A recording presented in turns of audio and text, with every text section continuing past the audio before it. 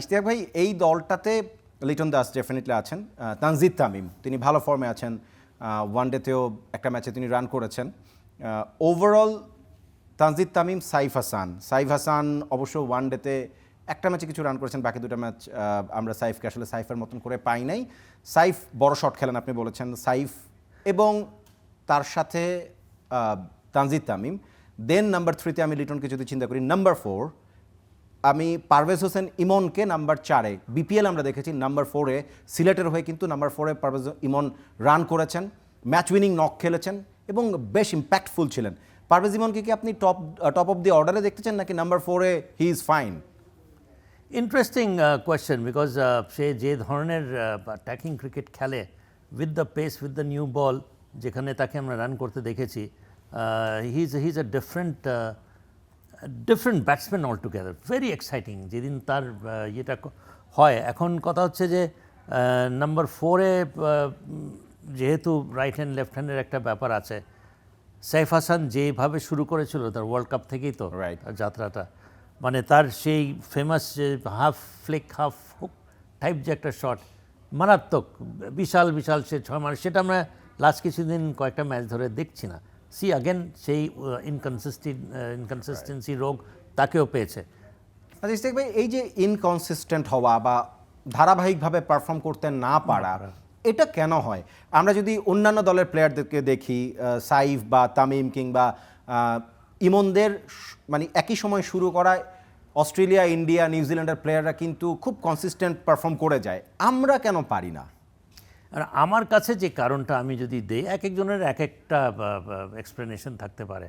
YONO, আমার এক্সপ্লেনেশনটা I don't know whether you'll agree with me or not, এটা লোকজন হয়তো পাগল মনে করতে পারে, কিংবা মনে করতে পারে যে I am defending the players, কিংবা I am trying to be sort of popular গাই।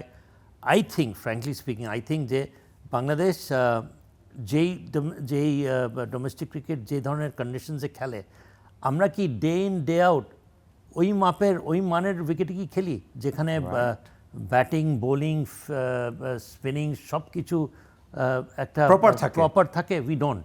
আমরা একটা ইন্টারন্যাশনাল ম্যাচ আমাদের এই ধরনের উইকেট আমরা পেলেও পাই, বাট বাই অ্যান্ড লার্জ আমার তো মনে হয় না যে আমরা যেসব উইকেটে ইন্টারন্যাশনাল ক্রিকেট খেলা হয়, ওয়ার্ল্ড কাপ ইভেন্টস খেলা হয়, বিকজ ওইগুলো খেলাই তো আমরা বাইল্যাটারাল তো খেলি, ঠিক আছে, বাট ওয়ার্ল্ড কাপ ইভেন্টসগুলোতেই মেইন আমাদের আকর্ষণটা।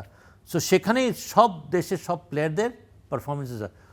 ওই সব দেশ কিন্তু নিজের দেশে কিন্তু they are playing on perfect conditions, perfect, শুধু উইকেট তো না, এটা কন্ডিশনস, এনভায়রনমেন্ট, ফ্যাসিলিটি সব কিছু মিলিয়ে আমরা সত্যি করে কি বলতে পারি যে আমাদের প্লেয়াররা ডোমেস্টিকে ওই ধরনের কন্ডিশনসে খেলে? No. So give them a fair proper environment.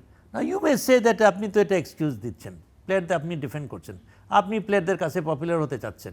You know, if you want to say that you can say that, you can say anything you feel like. But আমি মনে করি যে এইটা we have to be fair to the cricketers. You are performing, আমরা কাদের সাথে খেলছি?